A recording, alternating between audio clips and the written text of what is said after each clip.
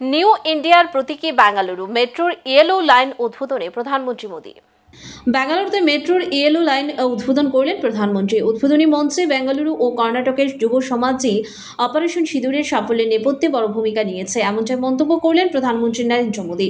পাকিস্তানের ভেতরে ঢুকে সন্ত্রাসবাদী শিবির ধ্বংস এবং দেশটিকে ঘণ্টাখানেকের মধ্যেই নতজানু করতে ভারতীয় সশস্ত্র বাহিনীর সফল হয়েছে এই অভিযানে, যা প্রযুক্তিগত সক্ষমতার এক বড় নজির বলে দাবি তার।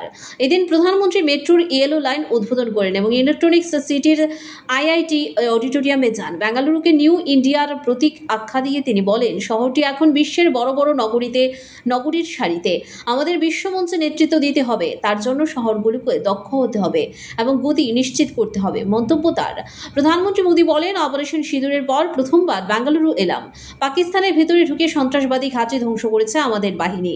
এই ক্ষমতা, এই প্রযুক্তিগত শক্তি গোটা বিশ্ব দেখেছে, আর সেই প্রযুক্তির যোগান দিয়েছে বেঙ্গালুরু ও কর্ণাটকের যুব সমাজ। আপনাদের সবাইকে অভিনন্দন জানাই, এমনটাই বক্তব্য প্রধানমন্ত্রীর।